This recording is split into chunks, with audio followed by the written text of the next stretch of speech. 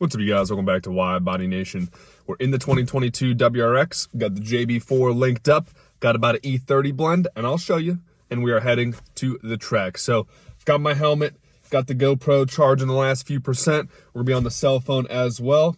I don't know if any of my friends are gonna be at the track, so it might just be GoPro and my personal videos, but I'm gonna try to get the internal and external shots for you guys so that you guys can see, hear the car, and obviously we'll review time slips. We're going to the local Clarksville track, so that is an 1/8 mile track.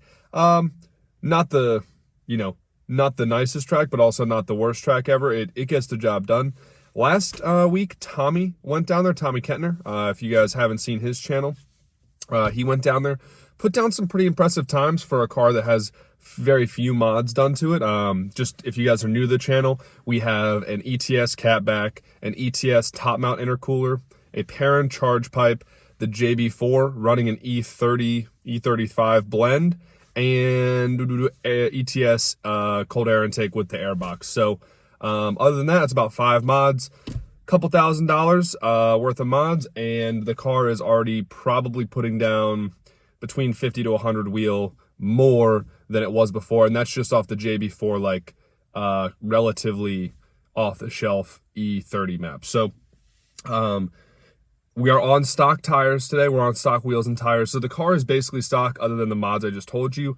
I think that I'm probably going to run within the same times that Tommy did. I can't remember off the top of my head. I'll have to look back at his video, but I believe it was in the kind of like the high-ish 8s. I think his best one might have been like an 8.7. So we're going to try to hunt for the low 8s today, and we will see what this car can do. Last thing I'll say before we get on our way to the track is I think that the wheels are going to be a significant difference. We're going to put a nice set of light forged wheels on this, and I think that'll probably knock off a significant amount of time. And when we actually have a better tire on here, we can adjust tire pressure in a way that will actually make a difference, because last time Tommy was at the track, the car was kind of bucking a little bit, which came down to tires and came down to the tune, because obviously we don't have the Accessport on here yet. So with that being said, I'm going to go send it at the track because the JB4 doesn't void the warranty. So if we're going to break the car, might as well break it soon. See y'all. I was warming up. Just need to show you guys this real quick. So we got the Fuel It app, E33, and over on the JB4 app, you know, I'm just idling. We're in map 5, which if you guys want to see the maps, you go to settings up here. Tommy had been messing in map 6. He's texting me right now too. He'd been messing around in map 6, I think adding a little more fuel. But last night when I was driving it in the higher gears, like 4th gear, like top into 4th gear, it was leaning out. So I went back to map 5. So I'm probably going to be switching between map 5 and map 6 today. Hopefully we can get enough runs to go ahead and compare the maps, and you can actually log on this too. So we'll log the maps and get them over to Tommy. I'm going to go ahead and pull that up, see what he says. And yeah, we'll review the data with you guys on each one of them as much as the system allows us, because it is pretty cool, the JB4. And we're back to my phone does not. Oh man, it's back. Great job, guys. Made it to the drag strip, got all teched in and everything. Pretty easy process, obviously, for a street car. But we are going to go ahead and jump onto into the lanes. The track prep looks like it's relatively sticky, which is actually not the best with our current setup. Last week, Tommy was saying that he was getting, it was bogging because the track prep was actually good. Even just for like a normal little test and tune that before the season really started. So I'm probably going to go do like a more conservative, since this is my first time down the track with this car, I'll probably do like a 3,500 RPM launch and kind of milk it out, and hopefully we won't bog, and then I'll just kind of go from there. So it'll be more of a little bit of a rolling one, but figure we don't want to have anything violent happen on the first run, and kind of just keep ramping it up from there. So I'll see y'all out there.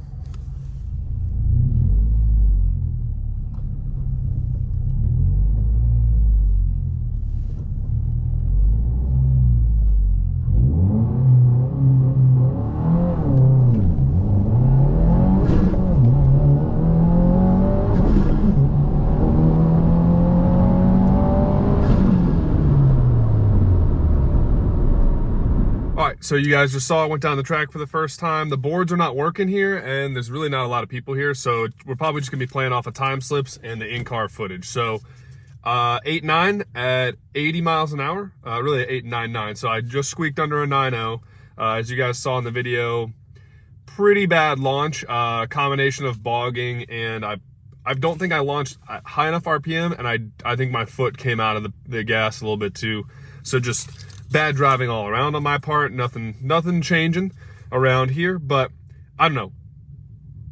You know, running at 8.99 at 80 with what I would consider like pretty terrible driving, seems like these mods are working, because I'm tracking these cars. I believe they usually run in the 9s with no mods and with better drivers. So the mods are compensating for my poor driving, and I'm gonna go ahead and get some more runs. I'm not gonna do like a total racetrack of this car. I mean, there's probably 10 to 15 cars running here. Half of them are, you know, like real dragsters, and the other half are just, you know, I got a CTSV over there that's on, I think, all seasons. There's a blown Camaro that just showed up, so maybe I'll show you guys around, but it is not a lot of people here. But the weather's good. I mean, it's like 57 degrees, overcast. It's just like kind of decent weather, not too hard on the car. So let me look at the log real quick, and we can go ahead and then move on after that. Here's the time slip for y'all as well. I'm not trying to pay attention to reaction really at all right now, because I'm just trying to see what the best time we can get for the day is. I think my goal is going to be, I'd say, like, let's try to get as close to 8.5 as possible, and maybe get that mile an hour up to like maybe 82 or 83. I think that's very doable. This one looks like it's today, so we'll go. Got to turn the phone into landscape mode. This is one of the things about having having a second phone for the JB4. You basically have to do it, or else you are kind of out of luck. So the yellow line looks like AFR. So it looks like it was, let's see where the actual run was. RPM down here. Okay, here's the run right here. That's the run. This is the run, I believe. Yeah, because you see first, second, third, and then I guess that would be fourth. I thought I finished in third, though. Looks like AFR's, you know, under acceleration, they were dipping down closer to, there we go. Okay. Extend this out a little bit. All right. Well, I'm not seeing anything super concerning there, but obviously you guys probably will be all up in the comments down below with all types of shenanigans. But the main thing I'm watching is AFRs, check engine light, kind of just your regular stuff. But if the car breaks, I don't really care that much, because we're still under warranty technically, so we will just go ahead and get that fixed, and then we'll know what the weak spot is. So let's go ahead and get another run, and then we can talk about it a little more. Hopefully I'm bringing back a better time slip for y'all. All right, letting the car warm back up real quick. We're gonna head up there. I just found Tommy's time slip in the time slips. There's 3 of them in the center console.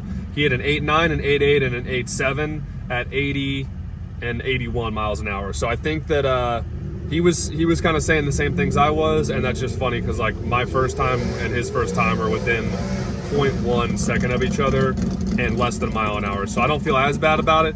Let's see if we can get out of the hole though, and really, I'm probably just gonna have to basically bring up launch, and I can't control launch control, which is annoying, so I might just have to ping it off the red line and then not dump the clutch but milk it out, and we'll kind of see how she does. I'll let the clutch rest after for a while though, so we don't do any permanent damage to it, hopefully. But I mean, worst case scenario, we just got to put a better clutch in the car.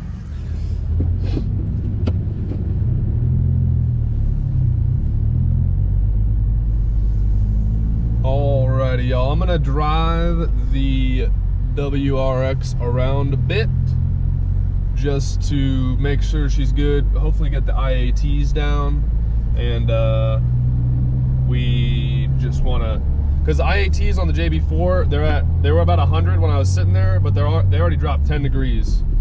So I'm just gonna get some cooler air through the car real quick by, you know, driving around the pits and whatever the swap meet is here, and then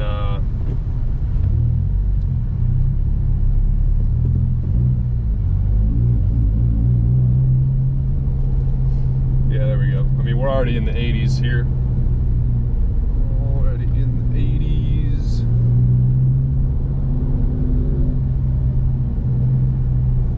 And then we'll just head over to the pits.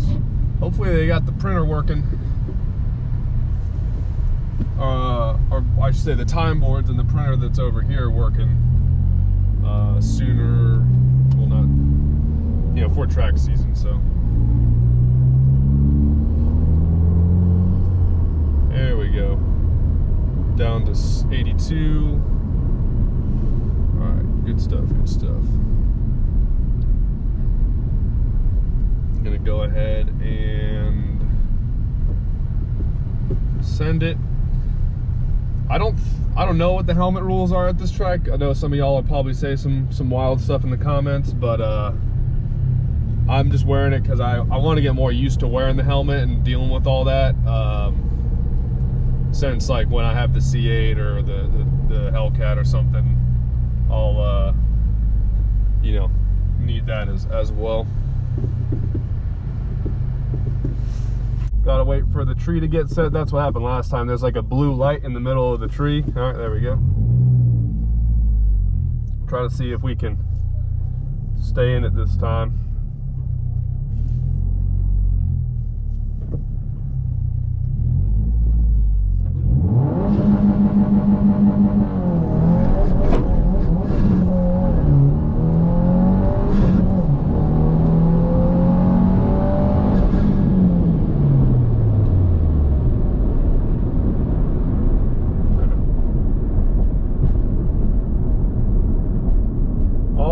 Well, that was definitely the most violent version I could have done. You guys can roast it and toast it in the comments. I wonder what Tommy's gonna think about that one. The rev limiter being at 6,000 is definitely annoying. Every other one of my cars is at 65 or 67 or 6,800. I think we have the 209 tuned up at least to that high, if not higher. So I know, I can see why all those, you know, Prime and all these other guys who are getting good times with the Accessports and the JB4 together have been able to you know, they've been able to up the limiter, I think, to at least 6,500, if not more. So I mean, I can see how that is super useful. Just get some air through the motor. We're obviously not going to race track it because I don't really smell clutch, so I think it was more violent. Like it was wheel hopping, it was chattering. I'll watch the tape, grab the time slip. I can't tell if that was any faster. I think it was, because the first time I ran, I didn't really run out of third gear, whereas this time I definitely ran out of third gear because I hit the limiter with probably, I don't know, maybe 50-ish feet left. So I'm thinking maybe we shaved a 1/10 off and added a mile an hour perhaps, but yes, I understand that launch was very, very aggressive. We'll keep it in neutral, I guess, rather than let it run for a second. Let's see. I ended the log. IATs at 87. AFR is looking fine. Oil temp is a little warm, but that's just kind of how it is. AC was off. Traction control is all the way off on that one, so maybe that's why it was letting me get a little sauced up there. Let's go ahead and check the log.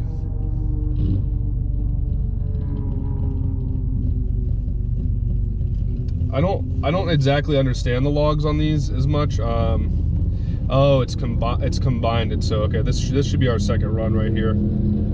Okay.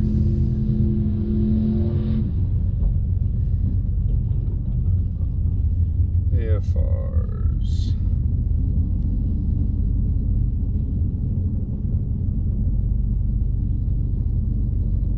Yeah, that doesn't look as ideal. Maybe I'll switch over to Tommy's. Maybe I'll switch over to Tommy's custom map 6 for this next one. I'll show you guys when I have my phone done, but I'm gonna go with the time slip first. I'm gonna text this to Tommy. Maybe I'll call him too and just ask him what he thinks.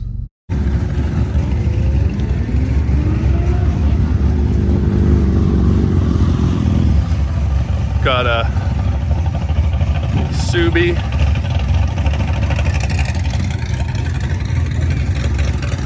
Nice Camaro.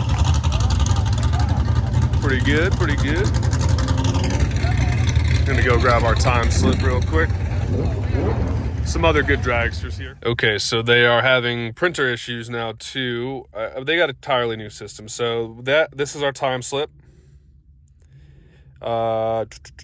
874 at only 79 miles an hour. So I'll let you guys see.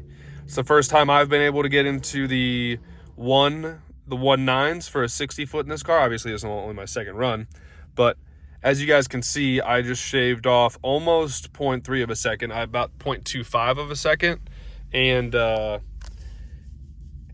we did a mile an hour less. And as you guys can probably see in the video, I knew it was gonna be a faster time because we hit the rev limiter in third, which is 6,000, a good amount shorter in the track. Like I should have shifted to fourth. Tommy told me about the whole fourth gear deal where like because of the ratios, gear ratios, the size of the tire, size of the wheels and all that, and just the rev limiter, that we're gonna be having to shift to fourth as it currently sits. Now, like I already said, that is going to basically get solved once we have the Accessport, because the Accessport will allow us to bump that rev limiter up to at least 6,500, which I think is much more fair, and maybe even a little higher, 6,700, 6,800, or however the car is really happy. So I just called Tommy more about the launch. I just want to let him know that we tried that whole like dump it at 6,000, and he said honestly, if I didn't smell any clutch, which I didn't, weirdly enough, I know you guys might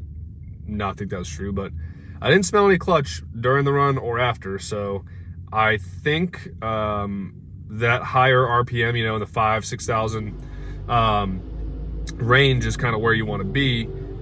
It's just that depending on the prep is going to be dependent on how much you want to slip the clutch. And in this case, the prep is actually pretty good for this track. It's not like some crazy Texas 2K prep or FL2K or like some wild prep, but I mean, it's for late February in the spectator lane, which is the left lane, which is the lane I've been running. It's pretty good as far as like stickiness goes, but I guess we'd rather honestly have it like not as sticky. So maybe bringing this car out during a Midnight Madness where they have the track prepped for the cars for bracket racing that night, but then they just let all the street cars and anyone and their mom run down the track later. So by that time of the night, the prep is not as good, which is actually, I think, a good thing for this car. But so far, overall, pretty good. I like how the JB4 is, like here, I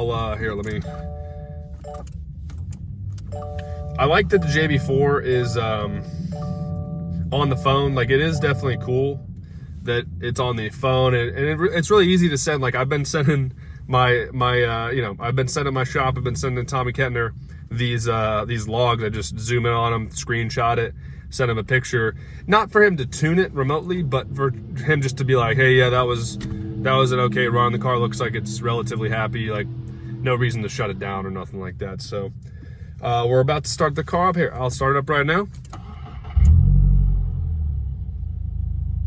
This thing is smooth. That idle is so much smoother than all the EJs, but as you guys can see, just chilling.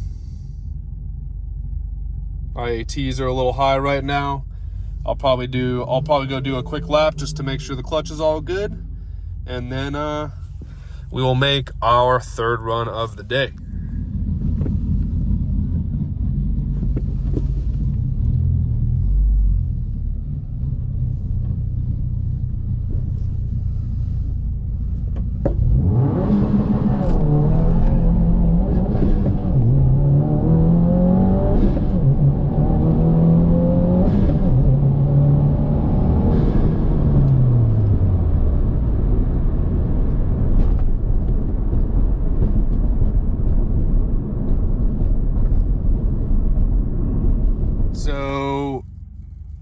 as y'all saw, you probably guessed, great launch, comparatively speaking. We're down to a 189 60 foot.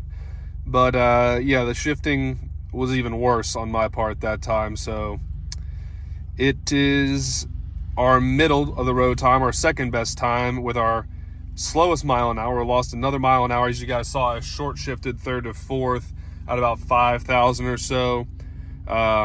Tempted to go up another run. I'm going to see what Tommy thinks. I sent him the log again, sent him the time slip, but, you know, I'm having fun. It's going pretty well, I feel like. It's just that, I don't know, I'm starting to get a weird feeling like, well, not a weird feeling, but it just, I mean, I feel like maybe now is the time to really beat on it, since we don't have any warranty voiding mods done to it yet. But it's rowdy out there. Like Tommy agreed with me. It's definitely a harder car to launch than an STI. I mean, STIs are kind of rowdy, they're kind of tricky, but like this car, it feels like there's multiple parts fighting you. Obviously, a lot of it's within our control. Like, we don't have it on the Accessport. We don't have launch control. I had traction control off. AC was off. But I mean, we're on like summer street tires. These wheels aren't great, and I obviously am not the best stick shift driver in the world. So I might do another one. I'm gonna talk to Tommy real quick. But overall, I'm pretty confident. I feel good that we put down basically 3 very similar times to Tommy. Tommy ran an 8.7, an 8.8, and an 8.9. He had better mile an hour than mine have. I think his shifts are better, so he gets to 4th cleaner. But I think I might have the best 60-foot time right now between me and him. And that 8.74 is also quite a good time. So if I do another run, you guys will see it. If I don't, then we'll probably wrap this video up. But overall, not a bad first day at the drag strip for this here, you know, 300-ish wheel horsepower 2022 WRX on E30.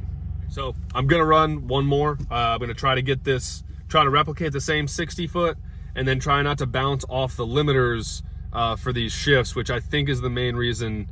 I mean, obviously the shifting needs to be smoother, but when I hit a limiter, it definitely hurts the car as far as like just operating it smoothly. So I'm gonna try to shift it a tiny bit before I think I should on each one, just because I obviously am having trouble managing it hitting these limiters. So I'd say same thing as last time, launch at 6,000, slip the clutch more like I did last time. That took a whole 10th off our 60-foot, so we're down into the 189 60-foot now. We started at about a 209, I want to say.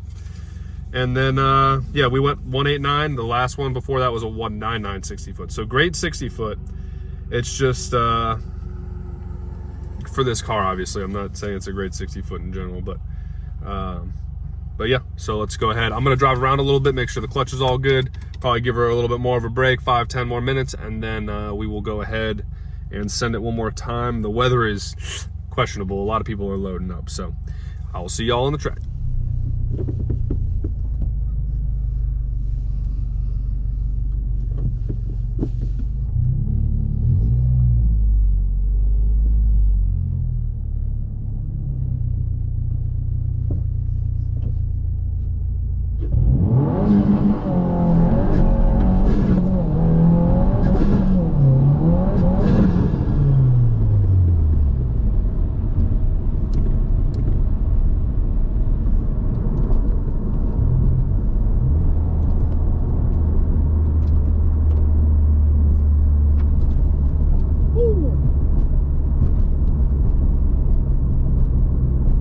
Felt good until it didn't.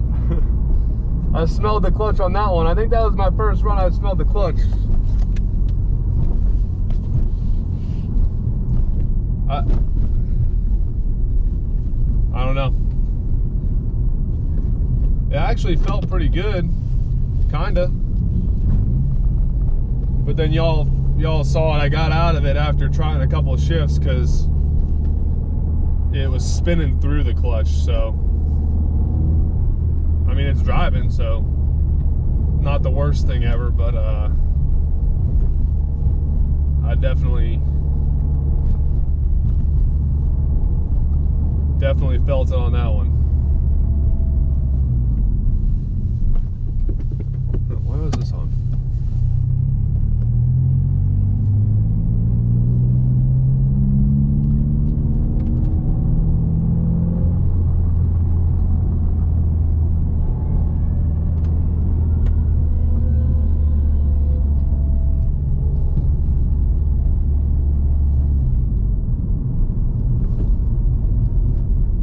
that time slip's even worth getting, because,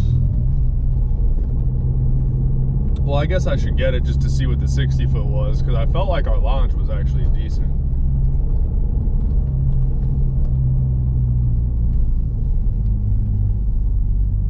Let her cool down a little bit before we get back in the car to head on out.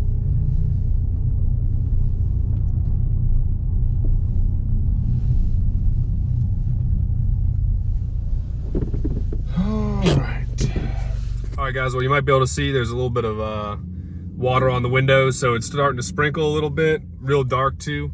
But we ran our last time. I decided to send it one more time, and I think my inner, you know, car sympathetic or mechanical sympathy was right, because as you guys saw from the video, the clutch was not having it. Now, granted, again, I'm not totally blaming the clutch. I'm saying that, like, I probably roasted it pretty good. As you guys saw, I felt like I had a good launch. That 60 foot wasn't as good as the third run. We did 4 runs today. My third one was pretty far and away the best. The only thing the third one wasn't, or no, sorry, second run was the best time of a 8.74, but the third run had the best 60 foot of a 1.89, as opposed to a 1.99 on the second run. So I'll probably put a clip of the time slips in again, but yeah, I thought I might have gotten a better launch in that one. It felt better to me, but that limiter, guys, I'm telling you, again, not making excuses, just trying to describe the experience to you guys, but that limiter is rough. Both the fact that it's at 6,000 and it's not just a limiter where it lets you just hang out there under power. Like, the car like dives on itself, and it cuts something. So overall, pretty satisfied with the car today. Got a few compliments, even though it's not very busy out here.